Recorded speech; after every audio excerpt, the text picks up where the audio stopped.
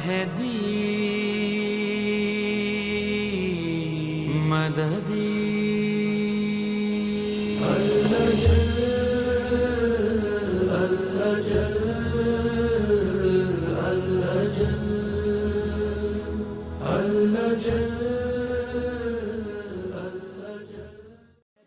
جب بھی جس کو بھی جانا ہو کربلا، جانا ہو کربلا، مولا کہتے ہیں جب بھی جس کو بھی جانا ہو کربلا، زوار جس کو بننا ہو مولا حسین کا، لازم ہے اس کے واسطے عباس کی رضا، عباس کی رضا، عباس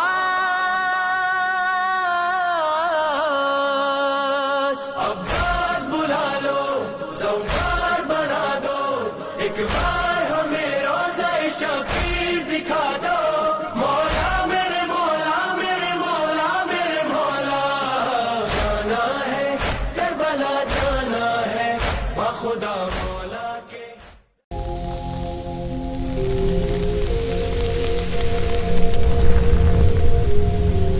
جب بھی ہمارے معاشرے میں کچھ ان نیچرل یعنی غیر طبیعی طور پر رونما ہوتا ہے واقعہ، تو فوراً بہت سے لوگ یہ کہتے ہیں کہ یہ آخر الزمان کی علامت ہے اور شاید ان قریب امام علی مقام کا ظہور ہونے والا ہے۔ ایسی باتیں ہیں جو آخر الزمان سے منسوب کر دی گئیں، جن کا نہ کوئی کتابوں میں نام نظر آتا ہے اور نہ اہل بیت علیہ السلام کی تعلیمات میں۔ حالانکہ یہ بات بھی درست ہے کہ امام علی مقام کے ظہور سے پہلے جو علامات بیان کی گئیں ان کی تعداد سینکڑوں تک پہنچتی ہے۔ حالانکہ صرف 5 ایسی علامتیں ہیں کہ جو امام علی مقام کے آنے پر حتمی علامت کے نام سے مشہور ہیں۔ لہٰذا ہمارے ائمہ کرام نے بھی آخر الزمان کے متعلق بہت سی باتیں اور بہت سی روایتیں ہم جیسے نادان افراد کے لیے بیان فرمائی ہیں۔ لہٰذا امام زمان عجل اللہ تعالی فرجہ الشریف سے متعلق لکھی جانے والی کتابوں میں مستند ترین کتاب کمال الدین و تمام النعمہ، جس کے لکھنے والے ہیں شیخ صدوق، آج ہمارے معاشرے میں اس کا اپنا ایک خاص مقام ہے، جس کی جلد نمبر 2 اور باب نمبر 47 میں ایک روایت بیان ہوئی ہے دجال سے متعلق۔ روایت کچھ اس طرح سے ہے کہ نزال بن صبرہ یہ کہتے ہیں کہ اتروز مولائے کائنات امیر المومنین علی بن ابی طالب علیہ السلام ہمارے درمیان میں بیٹھے ہوئے تھے اور آپ علی مقام نے خطبہ ارشاد فرمایا۔ اس خطبے میں پہلے آپ نے پروردگار کی حمد اور ثنا بیان کی اور پھر پیغمبر اسلام اور آل پیغمبر پر درود و سلام پڑھتے ہوئے 3 مرتبہ یہ کہا، سلونی قبل ان تفقدونی، سلونی ایھا الناس قبل ان تفقدونی، مجھ سے سوال کرو اے لوگوں، مجھ سے سوال کرو اس سے پہلے کہ میں تمہارے درمیان میں نہ رہوں۔ ابھی امام علی مقام نے یہ کہا ہی تھا کہ ساست ابن سوحان جو مولا الموحدین کے خاص صحابی تھے اپنے مقام سے بلند ہوئے اور آپ نے ارشاد فرمایا، مولا ذرا بتائیے دجال کب خروج کرے گا؟ امام علی مقام نے کہا کہ ساسا بیٹھ جاؤ، اللہ نے تمہارا کلام سنا اور تمہارے ارادے کو جانا، خدا کی قسم اس کا علم کسی کو نہیں ہے، لیکن اس کی علامات اور کچھ صورتیں ہیں جو ایک کے بعد ایک آنی ہیں، جیسے ایک قدم کے بعد دوسرا قدم زمین پر پڑتا ہے، اسی طرح سے ایک نشانی پوری ہوگی تو دوسری نشانی آئے گی، اور جب یہ تمام نشانیاں پوری ہو جائیں تو پھر دجال خروج کرے گا۔ امام علی مقام نے جو علامات اور جو نشانیاں بیان کی ہیں ان کی تعداد 40 تک پہنچتی ہے۔ میں نے کتاب کا حوالہ دیا کمال الدین و تمام النعمہ شیخ صدوق، باب نمبر 47۔ علامات کیا ہیں ملاحظہ فرمائیں۔ امام علی مقام نے ارشاد فرمایا کہ وہ علامتیں کچھ اس طرح سے ہیں کہ دجال خروج کرے گا اس وقت جب لوگ نماز کو فراموش کر دیں گے، خیانتیں کرنے لگیں گے، یعنی امانتیں ضائع ہونے لگیں گی۔ پھر امام علی مقام نے ارشاد فرمایا، جھوٹ بولنا جائز سمجھا جائے گا، سود کھایا جائے گا، رشوت عام لی جائے گی، بلند عمارتیں تعمیر کی جائیں گی، دین کے عوض دنیا خریدی جائے گی، بے وقوفوں کی حکمرانی ہوگی، عورتوں سے مشورہ لیا جائے گا۔ البتہ یہ بات بھی قابل غور ہے، یہاں عورتوں سے مراد اپنی زوجہ نہیں ہے، بلکہ امور کا اختیار عورتوں کے ہاتھ میں دے دینا کہ اب وہ دنیا کو چلائیں۔ جب ایسا ہونے لگے تو پھر اس کے کچھ ہی دنوں کے بعد اور کچھ ہی مہینوں اور کچھ ہی سالوں کے بعد دجال خروج کر جائے گا۔ قطع رحم ہوگا، यानी लोग अपने अइज़्ज़ा और अकारिब से क़त्अ ताल्लुक़ करेंगे और उनसे रिश्तों को तोड़ देंगे। हालांकि दीन और इस्लाम में क़त्अ रहम के लिए ऐसी सज़ाएँ मुअय्यन हैं कि जिनको लफ्ज़ों में बयान नहीं किया जा सकता। बाज़ रवायात में ये भी इरशाद हुआ कि अगर कोई क़त्अ रहम करता है, यानी अपने रिश्तेदारों से क़ुर्बत को छोड़ देता है, उनसे ताल्लुक़ छोड़ देता है, तो मौत उसके नज़दीक आ जाती है। दज्जाल के खुरूज से पहले माशरे में रिश्तों को तोड़ा जाएगा और हम अपने समाज में आज देखते हैं कि छोटी छोटी बातों को लेकर रिश्तेदार आपस में इख्तलाफ करते हैं और एक दूसरे से बोलना छोड़ देते हैं। हवस परस्ती आम होगी, खूरेजी को मामूली फेल समझा जाएगा, बुर्दबारी को कमजोरी और जुल्म को काबिले फ़ख्र समझा जाएगा। आज हम पूरे समाज में देख रहे हैं जो वाकई माना में जालिम और जाबिर हैं, उनका एहतराम किया जा रहा है।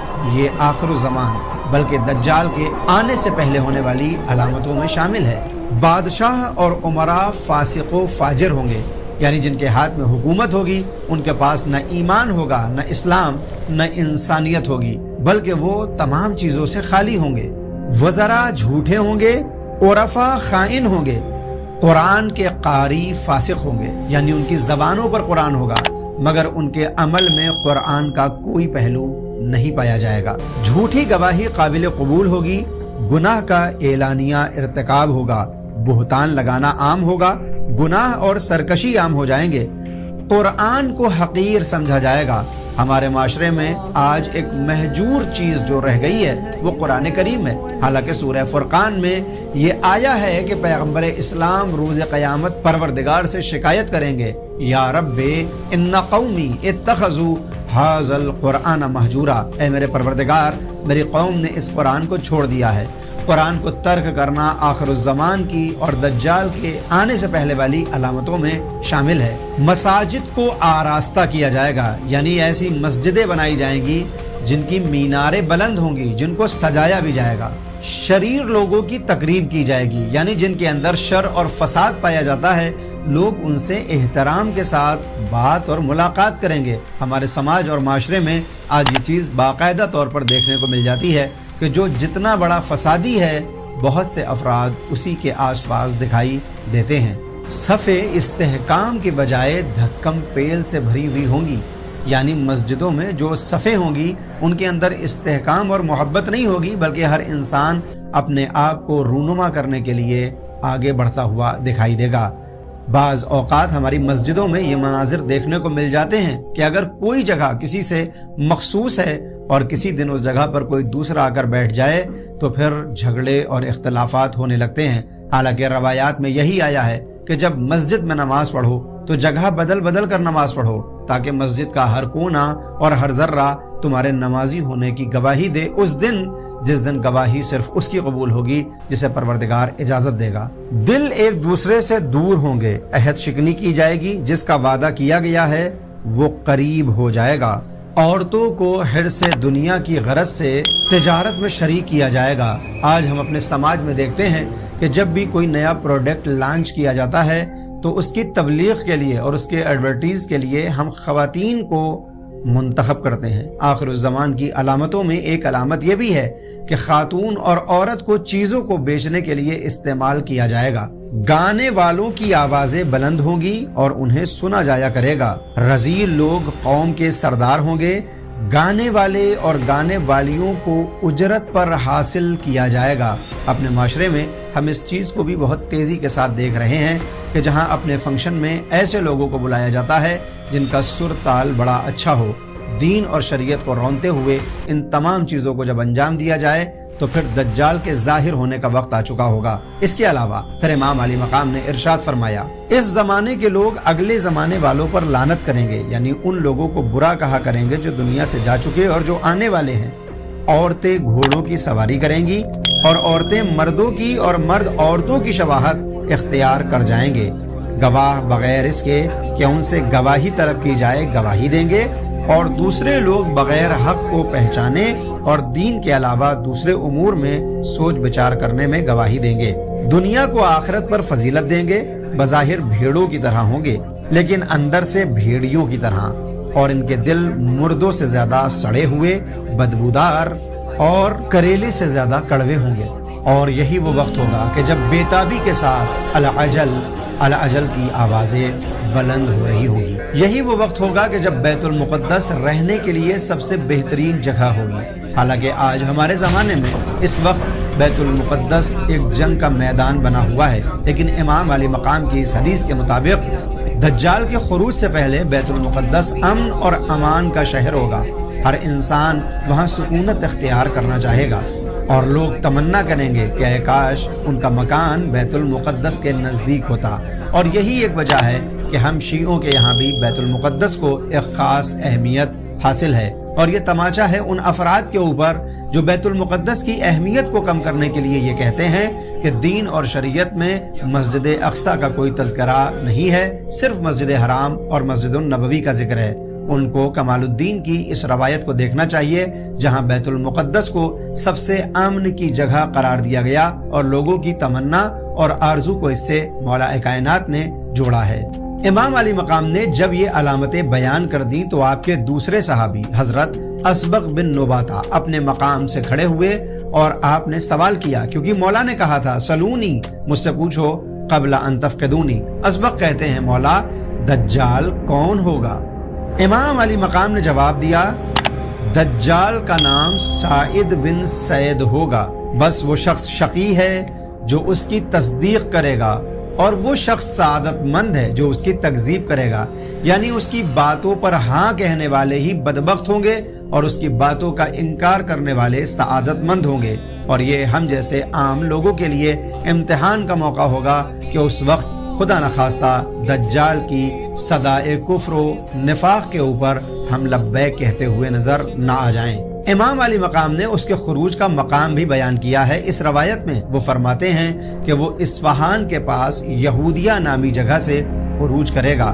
اس کی داہنی آنکھ نہیں ہوگی اور بائیں آنکھ پیشانی کے بیچ میں ایسے ہوگی جیسے کسی کپڑے پر خون لگا ہوا ہو، اور یہ آنکھ صبح کے ستارے کی طرح چمک رہی ہوگی. اس کی دونوں آنکھوں کے درمیان لکھا ہوگا کافر، یعنی انکار کرنے والا، یعنی حق کو چھپانے والا، یعنی حق کو اپنے پیروں تلے روندنے والا. اور یہ ایسے لکھا ہوگا کہ اس کو ہر جاہل اور عالم بآسانی پڑھ لے گا تاکہ وہ پہچان لے کہ یہ وہی ہے جس کے متعلق مولا الموحدین نے پیشین گوئی فرمائی تھی. سمندروں میں گھس جائے گا، اس کے ساتھ ساتھ سورج چلے گا، اس کے آگے دھوئیں کا پہاڑ اور پیچھے کوہ سفید ہوگا. لوگ قحط کے زمانے میں اس پہاڑ کو کھانے کا سامان سمجھیں گے. جب خروج کرے گا تو قحط شدید ہو جائے گا. سفید گدھے پر سوار ہوگا اور اس گدھے کا ایک قدم 1 میل کے برابر ہوگا. جس چشمے یا کنویں پر پہنچے گا وہ قیامت تک کے لیے خشک ہو جائے گا. وہ بلند آواز سے ندا دے گا جس کو مشرق و مغرب کے درمیان موجود تمام جن و انسان اور شیاطین سنیں گے. وہ اپنے دوستوں سے کہے گا انا الذی خلق فسوا وقدر فہدا انا ربکم الاعلی. اور یہ انا ربکم الاعلی وہی صدا ہے جو اپنے زمانے میں فرعون لگایا کرتا تھا کہ میں ہی تمہارا سب سے بڑا پروردگار ہوں. مگر یہ دجال اس سے 1 قدم آگے بڑھے گا اور کہے گا میں ہی وہ ہوں جس نے تمہیں خلق کیا اور سنوارا ہے، اندازہ کیا اور رہبری کی ہے، اور میں تمہارا سب سے بڑا پروردگار ہوں. وہ دشمن خدا جھوٹا ہوگا اور 1 آنکھ کا احتیاج طعام رکھنے والا اور بازار میں چلنے پھرنے والا شخص ہوگا، جبکہ تمہارا رب نہ تو کانا ہے نہ اسے احتیاج طعام ہوتی ہے. یعنی امام علی مقام نے اپنے چاہنے والوں کو متوجہ کیا کہ جو یہ دعوے کر رہا ہوگا وہ جھوٹے ہیں، کیونکہ پروردگار نہ خدا نخواستہ 1 آنکھ والا ہے اور نہ اسے کھانے کی حاجت ہوتی ہے، جبکہ اس کی 1 آنکھ پیشانی پر ہوگی اور یہ کھانے کے لیے محتاج ہوگا. وہ چلتا پھرتا ہے اور نہ ہی اسے زوال آتا ہے. یہ پروردگار کی شان ہے، وہ ان تمام باتوں سے بلند ہے. جانو کہ اس کا اتباع یعنی دجال کا اتباع کرنے والوں کی اکثریت زنا کی اولاد ہوگی اور وہ سبز ٹوپی پہنے گی. میں یہ تمام علامتیں کتاب کمال الدین سے بیان کر رہا ہوں. اللہ تعالیٰ اس کو جمعے کے روز 3 ساعت گزرنے کے بعد شام میں عقبہ عفیق پر اس کے ہاتھوں قتل کرا دے گا، جس کے پیچھے حضرت عیسیٰ نماز پڑھیں گے. یعنی ہمارے زمانے کے امام حضرت امام मोहम्मद मेहदी अज्जलल्लाहु ताला फरजहु शरीफ दज्जाल को कत्ल करेंगे और ईसा आपके पीछे नमाज पढ़ने वाले हैं। और फिर इमाम ने फरमाया कि जान लो इसके बाद एक बड़ा और अजीम हादसा पेश आ जाएगा। नज़्ज़ाल कहते हैं कि बस हमने हजरत से कहा अमीरुल मोमिनीन वो क्या होगा जिस अजीम हादसे के मुताल्लिक आप इशारा फरमा रहे हैं। आपने फरमाया दाबतुल अर्ज कोहे सफा से खुरूज करेगा, उसके पास हजरत सुलेमान बिन दाऊद की अंगूठी होगी और हजरत मूसा का असा होगा। दाबतुल अर्ज क्या है और ये कैसा दिखाई देता है, इंशाअल्लाह अगली वीडियो में आपके सामने पेश किया जाएगा। इमाम अली मकाम ने दाबतुल अर्ज के मुताल्लिक जो चीज बयान की है इस रवायत में कुछ इस तरह है कि हजरत सुलेमान बिन दाऊद की अंगूठी होगी और हजरत मूसा का असा होगा। वो अंगूठी जब मोमिन के चेहरे पर लगाई जाएगी तो वो मुहर लगा देगी कि यह हकीकतन मोमिन है, और जब काफिर और मुनकिर के चेहरे पर लगाई जाएगी तो वो लिख देगी कि यह हकीकतन इनकार करने वाला, छुपाने वाला और कुफ्र करने वाला है। यहाँ तक कि मोमिन उस छुपाने और कुफ्र करने वाले से कहेगा जहन्नम है तेरे लिए ऐ कुफ्र करने वाले, और वो कुफ्र करने वाला मोमिन से कहेगा बशारत है तेरे लिए ऐ ईमान रखने वाले, काश आज मैं भी तेरी तरह फाइजो कामरान हो जाता।